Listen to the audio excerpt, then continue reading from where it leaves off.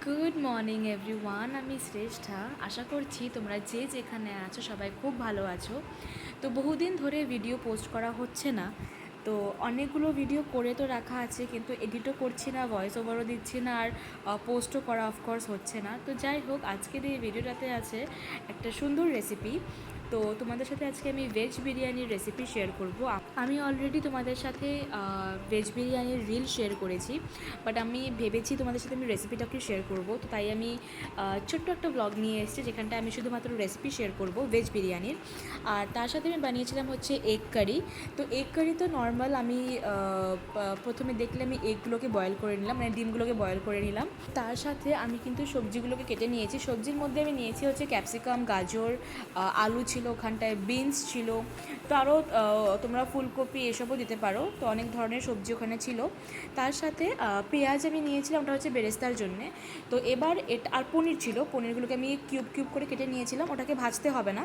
তো তার আগে তোমাদের সাথে আমি শেয়ার করি এই ব্যাটারটা। এই ব্যাটারে আমি নিয়েছিলাম হচ্ছে দই, তার সাথে নিয়েছিলাম হচ্ছে রেগুলার যেগুলো মশলা ইউজ করি, বিরিয়ানি মশলা। বিরিয়ানি মশলাটা এক্সট্রা, তার আগে হলুদ গুঁড়ো, নুন, জিরে গুঁড়ো, গরম মশলা, তার সাথে এই বিরিয়ানি মশলাটাকে আমি ইউজ করেছি যেন একটু স্মেলটা থাকে বিরিয়ানির। আর একটু এই মশলাটা বেশি করে দিতে হবে, তাহলে কিন্তু স্মেলটা আসবে, না হলে কিন্তু আসে না। এখানটা আমি ভাবছিলাম হচ্ছে বেরেস্তা, যেটা আমি বিরিয়ানিতে ইউজ করব। তারপরে আমি এই ব্যাটারটাকে ভালো করে মিক্স করে নেব। মিক্স করে নেওয়ার পরে ওটাকে আমি রেস্ট করার জন্যে মোটামুটি 1 আওয়ার মতন রেখে দেব। তো এটা যতক্ষণ রেস্ট হবে ততক্ষণ আমি এগ কারিটাকে বানিয়ে নেব। এগ কারির আমি রেসিপি সেভাবে শেয়ার করতে চাই না, বিকজ আমি কিছুই মানে কোনো স্পেশাল কোনো আলাদা ধরনের আমি করিনি। এগ কারিটাকে নর্মাল যেরকম হয় সেরকমই করেছি। এটা হচ্ছে বেরেস্তা। তো এটাকে আমি এটা ভাজা হয়ে গেছে, এবার আমি এটাকে সাইডে রেখে দেবো যেন একটু মানে ঝরঝরা হয়ে যায় আর কি। আর এটাতে এখন আমি তেল দিয়ে দিলাম। তেল দিয়ে দেওয়ার পরে এই সবজিগুলোকে আমি ভেজে নেব। সবজিগুলোকে কিন্তু ডিরেক্টলি ওই ব্যাটারে দিলে হবে না, তাহলে কাঁচা কাঁচা থেকে যাবে। দো আমি পরে সবগুলোকে একবার ফ্রাই করব, মানে উইথ ব্যাটার আমি সবটা ফ্রাই করব, বাট তার আগে আমি সবজিগুলোকে ভালো করে ভেজে নেব যেন ভালো করে সেদ্ধ হয়ে যায়, স্পেশালি আলুগুলো। না হলে কিন্তু সবজি কাঁচা কাঁচা থাকলে কিন্তু ভালো লাগবে না। আর ইয়েস, আমি এখানটা ফুলকপিও দিয়েছিলাম, আমার মনেই ছিল না, তো এখানে আমি ফুলকপিও দিয়েছিলাম। তো সবটা সবজি আমি কড়াইয়ে দিয়ে দেওয়ার পরে তার আগে তোমরা এখানটা তেজপাতা আর হালকা একটু জিরে দিলেও দিতে পারো, আর কাঁচা লঙ্কা আমি দিয়েছি সর্ষের তেলে। তারপরে ভালো করে সবজিগুলোকে ভেজে নেব। আর অফকোর্স রেগুলার যেগুলো মশলা ইউজ করা হয় ওগুলোই দেবো, খালি এখানটা অ্যাডিশনাল হচ্ছে বিরিয়ানি মশলা, ওটাই খালি দিয়েছি আমি এক্সট্রা মশলা আর কি। বাকি সব রেগুলার মশলা, কোনো কিছু এক্সট্রা ইউজ করা হয়নি। তো আমি তোমাদেরকে একবার রেসিপিটা বলে দিই, অ্যান্ড দেন তোমরা দেখতে থাকো পুরো ব্লগটা। তো যাই হোক, তারপরে এটাকে ভাজার পরে এই সবজিগুলোকে আমি কি করব, ওই যে ব্যাটারটা যে করে রাখা আছে ওই ব্যাটারের মধ্যে আমি সবটা সবজি দিয়ে দেব। তার আগে আমি পনিরগুলোকে কিন্তু অলরেডি ওই ব্যাটারের মধ্যে দিয়ে রেখেছি যেন ওটা একটু অ্যাবজর্ভ করে নেয়। তো তারপরে আমি এই সবজিগুলোকে দিয়ে ভালো করে মাখিয়ে মেবি ফর 5 to 10 মিনিটস আমি রাখবো। তারপরে আমি এগ কারিটা বানাচ্ছিলাম। এগ কারি ইজ সিম্পল, আলু পেঁয়াজটাকে ভাজা করে রেগুলার যেগুলো মশলা ইউজ করা হয় ওগুলো মশলা দিয়ে, এই যে পনিরটাকে আমি আগে কিন্তু দিয়ে রেখেছিলাম, ভাজা করার পরে আলু আর পেঁয়াজটাকে দেন একটু জল দিয়ে দিয়েছিলাম। আলুগুলো সেদ্ধ হওয়ার পরে আমি ওখানে ডিম দিয়ে দিয়েছিলাম, অ্যান্ড দ্যাটস ইট, অতটুকুই বাস। খালি ঝোল রাখিনি, বিকজ কেউ বিরিয়ানি দিয়ে ঝোল খাবে না, সবাই কারি খেত। তো এখানটা আমার এটা রেস্ট করে রাখা হয়ে গেছে, ওখানটায় আমার ভাজাও হয়ে গেছে সবজিগুলো। ওগুলোকে এখন আমি ভালো করে ব্যাটারের মধ্যে মিক্স করে 10 মিনিটসের মতন রেখে দেবো। তো তারপরে আমি ওই সাইডে ভাতটা বানিয়ে নিয়েছিলাম, মানে মা ওটা ভাতটা বসিয়েছিল। তো বাট ইয়েস, বিরিয়ানি চালটা একটু ডিপেন্ড করে, যদি একটু লম্বা একটু পাতলা চাল হয় তাহলে কিন্তু বেশি ভালো হবে। আদারওয়াইজ তোমরা যেটা ঘরে চাল খাও তোমরা কিন্তু সেটা দিয়েও বানাতে পারো। মেবি চালটা একটু ডিফারেন্ট হবে, বাট ইটস ওকে, যেটাই হোক। তো তারপরে যখনই ভাতটা হয়ে যাবে, তো আমি এই সবজিটা থেকে অল্প সবজি উঠিয়ে রেখেছিলাম। তো তারপর যেরকম করে লেয়ারিং দেয় সেভাবে লেয়ারিং দিয়েছিলাম অল্প। আমি এখানে দেখছিলাম যে আলুগুলো সেদ্ধ হয়েছে কিনা। তারপরে একটু সবজি আমি উঠিয়ে রাখবো, উঠিয়ে রাখার পরে আমি ওখানটায় একটা লেয়ারের ভাত দেবো। তারপর বাকি সবজিগুলো দিয়ে দিব, আলুও তার সাথে থাকবে। তারপরে আমি আরেকটু ভাত দেবো।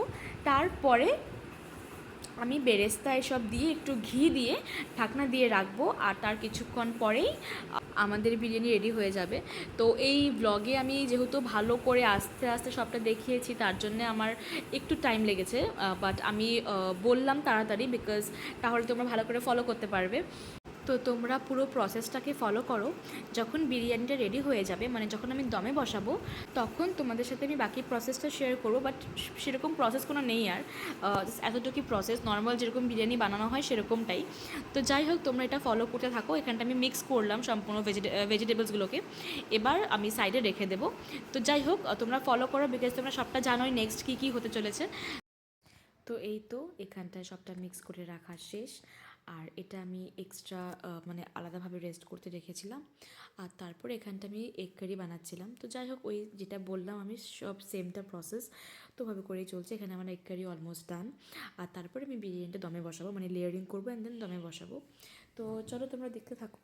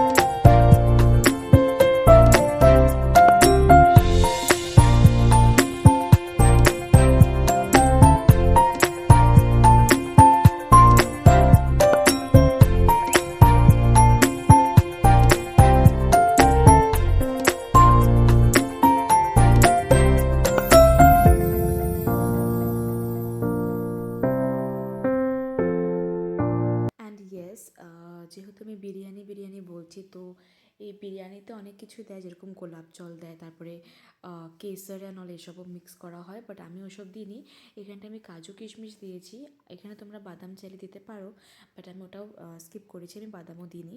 আমি কাজু আর কিশমিশটা দিয়েছি বিকজ ভালো লাগে ওটা। আর তাছাড়া আমি কিন্তু কোনো কেওড়ার জল বা কোনো গোলাপ জল বা কোনো কিছু ইউজ করিনি, বিকজ আমাদের বাড়িতে কারোরই ওই সেন্ট ওই স্মেলটা পছন্দ না।